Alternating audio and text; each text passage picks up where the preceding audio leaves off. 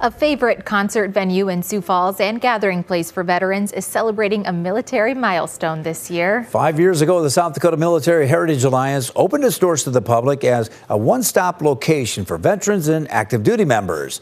Perry Groten looks back at the Alliance's 5 years of operation and finds out what the future holds for the nonprofit in tonight's Eye on Kettleland. A flash of inspiration struck Stacy Koistra one morning back in 2016 as he paid a visit to the sprawling Badlands Pawn Building when the business was in the process of closing. And I just wanted to see it before it closed because it was such a unique, if not odd, facility. And I just walked through, and I think just from my Army days to my Air National Guard days, it just triggered an idea of this could be a great military and veteran facility. At that moment, the concept of what would become the South Dakota Military Heritage Alliance was born, an ambitious idea that at times overwhelmed Koistra from the beginning. Fundraising was part of it. Is how do you eat this elephant, right? When you've got, how do you operate a gun range and a concert venue and a restaurant and a bar and then have tenants within it? It's the scope of the project would dawn on me from time to time. Koistra's nonprofit raised money to purchase Badlands Pawn and convert it into the Alliance. Its official opening was set for March of 2020.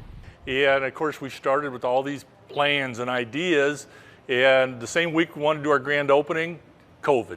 The coronavirus pandemic delayed the Alliance's opening until later that year.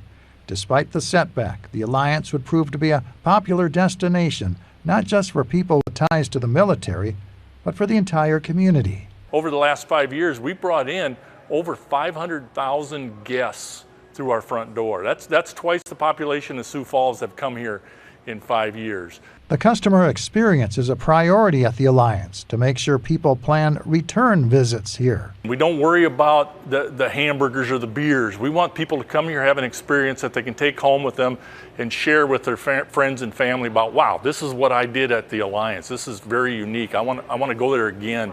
The Alliance also includes a converted armory that houses both the local American Legion and VFW posts. We can have veteran organizations in here who maintain their own identity and are distinct in that regard, but also can collaborate together. And that's something that I think we needed from a veteran community point of view. The American Legion credits the Alliance and all of the services available for boosting its membership, especially among younger veterans. Instead of being an old man's club, we are trying to get more modern and recognize the fact that we've got younger generations of veterans who are coming, and we want to make it, this venue is perfect. Alliance leadership is making plans for the next 5 years, and that includes converting the former AAA building located next door into a museum honoring all of the branches of the military that fought in all U.S. conflicts. South Dakota does not have an all eras, all branches military museum. We have some excellent ones, right? The Air and Space Museum in Rapid City, the National Guard Museum in Pierre, but we don't have one that covers everybody. And we're losing a lot of stories and a lot of South Dakota's military heritage, and so that's what we want to pour into next. Koistra says the building's horseshoe-shaped layout will make it an ideal location to house a museum to include rotating exhibits, but there's still no timetable yet on when the project will begin. A 5-year-old facility that never even had a grand opening will expand its footprint and embrace more and more guests for years to come. And it has room and opportunity for growth. I see nothing but great hope.